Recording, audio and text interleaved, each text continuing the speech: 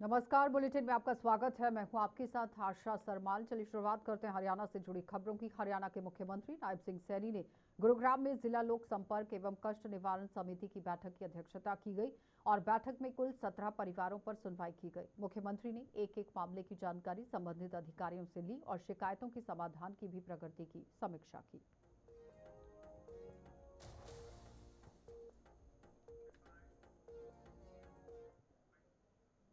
हरियाणा के मुख्यमंत्री नायब सिंह सैनी ने युवा उद्यमियों की चौपाल में शिरकत कर युवाओं से सीधा संवाद किया और इस दौरान उन्होंने युवा उद्यमी के विचारों, अनुभवों, सुझावों को सुना। मुख्यमंत्री ने युवाओं को नए कारोबार शुरू करने, नवाचार और स्वरोजगार के क्षेत्र में आगे बढ़ने के लिए प्रोत्साहित किया है। चौपाल में उद्यमिता को बढ़ावा देने, युवाओं के लिए बेहतर अवसर उपलब्ध कराने और सरकार की योजनाओं के प्रभावी क्रियान्वयन पर भी चर्चा हुई। जाता है, फिर दोबारा प्रयास करता है। मेरा जीवन भी यश जी इसी प्रकार का रहा है। मेरे पास कोई लिफ्ट नहीं थी कि मैं नीचे से बैठा और ऊपर चला गया। मेरे पास सीढ़ी थी, मैं उस सीढ़ी से चढ़ा हूं। आप ये देखिए, उस सीढ़ी से मैं धीरे धीरे करके आगे बढ़ा हूं। मैं जब कंप्यूटर उस टाइम आया था, मुझे बराबर ध्यान में है, आदरणीय नरेंद्र मोदी जी हमारे संगठन मंत्री थे, हरियाणा वो देखते थे, क्योंकि सबसे पहले वो कंप्यूटर लेकर के हमारा ऑफिस में पंचकुला भेजा था उन्होंने। पहली बार मैंने उसको ऑपरेट किया। कई प्रकार की बातें भी थी, परंतु व्यक्ति का जीवन सीखने का होना चाहिए। हमने हर समय के ऊपर उसको बहुत डीपली जा करके उसको देखा है। मैं यश जी आपको बताऊं, एक समय ऐसा आ गया था कि मैं स्क्रीन के ऊपर भी नहीं देखता था। मेरी उंगली को याद था भी मैंने क्या, दिमाग के अंदर अगर कोई विषय आ रहा है तो उंगली उसको ऑपरेट कर रही है और स्क्रीन पे देखने की जरूरत नहीं थी कि क्या लिख रहा हूं क्या नहीं लिख रहा। जो दिमाग के अंदर बात आ रही है तो स्क्रीन के ऊपर जा रहा है। इतनी प्रैक्टिस और इतना डीपली उसके अंदर जाकर के लगातार मैंने कहा है कि व्यक्ति सीखने का, नई चीज आती है, नई चीज को हमने अडॉप्ट करना चाहिए, उसको सीखना चाहिए, उससे दूर नहीं जाना चाहिए। और जब हम नई चीज के साथ जुड़ेंगे, उसको सीखेंगे, तो हमारे जीवन को तो सरल करेगी, परंतु समाज को, आम जन को भी राहत देने का काम उसके माध्यम से होगा। आज आप देख भी रहे हैं कि एआई का जमाना है और एडवांस हो गया। कहां कंप्यूटर था, कंप्यूटर के बाद आज एआई आ गया। और एआई, आप कुछ भी सोच रहे हैं, कुछ भी बोल रहे हैं, वो आपके सामने प्रेजेंट कर रहे हैं उसको। आप अगर ये कहें कि मेरे सामने ये विषय पूरा डिटेल के अंदर आप लेकर के आइए, वो लेकर के आ जाएगा, आपकी पूरी प्रेजेंटेशन तैयार करेगा। आज कितना एडवांस हम आगे बढ़ रहे हैं, परंतु इसका लाभ हमें तो मिलता है, परंतु आम जन को, लोगों को भी इसका लाभ मिलता है। और मैंने कहा है कि हमारी कोई पारिवारिक परिस्थिति नहीं थी।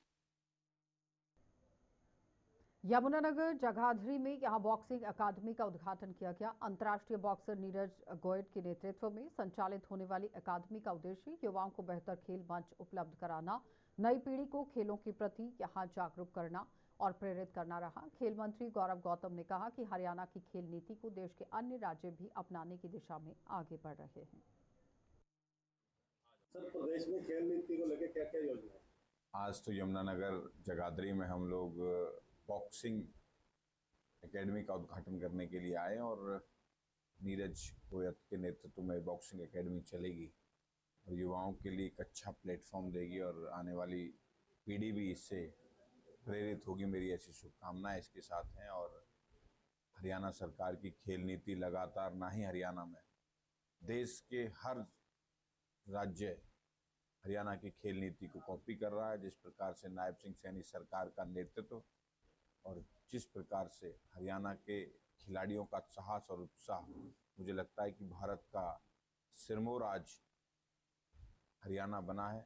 दुनिया में जब कहीं भी मेडलों की बात आती है तो हरियाणा के खिलाड़ी सबसे आगे होते हैं। मैं उनको शुभकामनाएं देता हूँ। नायब सिंह सैनी सरकार की खेल नीति और हरियाणा के खिलाड़ियों का अदम्य साहस, उनकी वीरता, उनकी ताकत, उनका ऊर्जा, उनकी उत्साह हम सबको प्रेरणा देती है। हरियाणा प्रदेश के अंदर 2000 से के करीब खेल नर्सरियाँ चल रही हैं और जिसमें 50,000 से ज़्यादा खिलाड़ी डेली सुबह प्रैक्टिस करता हुआ आपको दिखाई देगा। और यहाँ पे भी यमुनानगर में भी बहुत सारी खेल नर्सरियाँ दी हैं और खेल नर्सरियाँ कोच के साथ ही होती हैं। उसकी एलिजिबिलिटी यही है कि कोच होगा तभी वो खेल नर्सरी मिलेगी। मुझे लगता है कि बहुत सारी 50 से ज़्यादा खेल नर्सरियाँ यमुनानगर डिस्ट्रिक्ट में चल रही हैं। सर, यहाँ पे इतना बड़ा खेल स्टेडियम बनाया गया है, लेकिन यहाँ पर कोचिज की कमी है, जिसकी वजह से कई प्रतिभाएं जो वंचित रह जाती हैं। हम लगातार खेल नर्सरियों के माध्यम से प्रतिभा को निखारने का काम। हरियाणा के ऊर्जा परिवहन एवं श्रम मंत्री अनिल विज ने अपने आवास के बाहर प्रदर्शन कर रहे अनुबंधित विद्युत कर्मचारी संघ का हरियाणा और नगरपालिका कर्मचारी संघ के प्रतिनिधिमंडल से मुलाकात की और उन्होंने कर्मचारियों की मांगों से जुड़े ज्ञापन लिए और जल्द समाधान का आश्वासन दिया।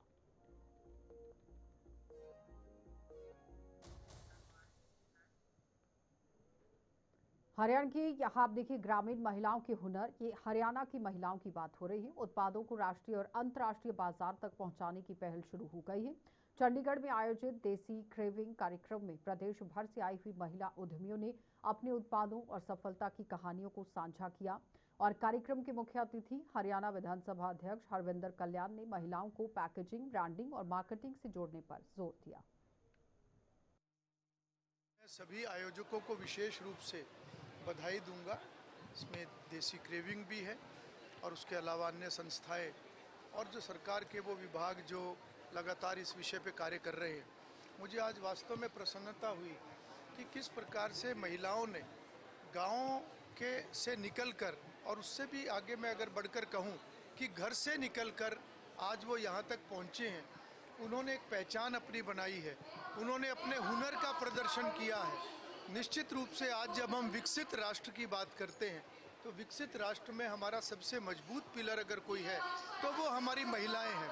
और समाज का ये वर्ग जिसके सशक्तिकरण के लिए लगातार सरकार भी काम कर रही है और कितनी ऐसी संस्थाएं जो महिला सशक्तिकरण की तरफ महिलाओं को लगातार जागरूक करना, उनको ट्रेनिंग देना, उनकी मार्केटिंग पर चिंता करना और आज उसका जो एक अच्छा रिजल्ट यहाँ देखने को मिला है। मैंने बहुत सी महिलाओं से बात की है और उनको जिस प्रकार की कोई कठिनाई अपने इस काम में आती हैं उसकी भी मैंने उनसे चर्चा की है। निश्चित रूप से आज ज़रूरत है कि सरकार के साथ साथ सभी संस्थाएं एक अम्ब्रेला के नीचे, एक छतरी के नीचे आकर और योजनाबद्ध तरीके से जो हमारी महिलाओं का, चाहे वो सेल्फ हेल्प ग्रुप से जुड़ी हैं या वो खुद से उन्होंने अपना कार्य किया है, उनको एक हैंड होल्डिंग के नाते उनको सपोर्ट की ज़रूरत है ताकि वो जो एक अच्छा प्रोडक्ट वो बनाती हैं और ट्रेनिंग के माध्यम से उनका वो प्रोडक्ट और बेहतर हो और उसकी मार्केटिंग जो है वो भी अच्छे तरीके से हो। तो उसमें सभी को एक छत के नीचे आकर काम करने की ज़रूरत है। मैं आयोजकों को पुनः बधाई दूंगा और मैं उनके साथ चर्चा भी करूंगा कि कैसे हम इन विषयों को और बेहतर दिशा में आगे बढ़ा सकते हैं।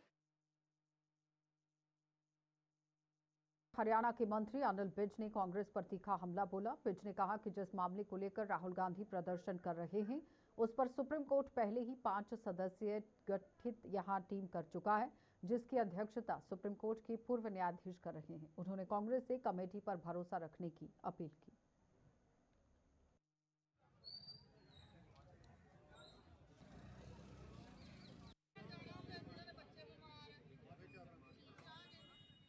दरअसल राहुल गांधी जी को छपास रोग और चिपकू रोग हो गया।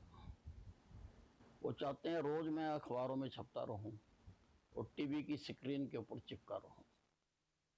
इसलिए जो काम सीधे तरीके से भी किया जा सकता है उसको भी ये तमाशा बनाकर, नौटंकी बनाकर करने का प्रयास करते हैं। आज ये जिस मुद्दे को लेकर धरने पर बैठे हैं, सुप्रीम कोर्ट पहले ही उच्च स्तरीय 5 सदस्यों की टीम जंतर मंतर के सारे मामले की जांच के लिए बना चुका है और जिसकी अध्यक्षता भी एक्स सुप्रीम कोर्ट के जज कर रहे हैं। इनको उस पर भरोसा रखना चाहिए। और वैसे भी कानून में प्रावधान है कि अगर पुलिस आपकी कोई एफआईआर दर्ज नहीं करती है तो आप भी कोर्ट में जाके केस लगा सकते हो। लेकिन इनको तो अराजकता फैलानी है हिंदुस्तान में। इनका सिख दंगों से पेट नहीं भरा है। इन्होंने विभाजन के समय जो लाखों लोगों को मरवाया उससे इनकी आत्मा को शांति नहीं मिली है। इसलिए ये अराजकता फैलाना चाहते हैं। जगह जगह पर चाहते हैं कि लोग सड़कों पर आए और लड़े और एक दूसरे का मार। चलिए बुलेटिन में इतना ही, इजाजत दीजिए, नमस्कार।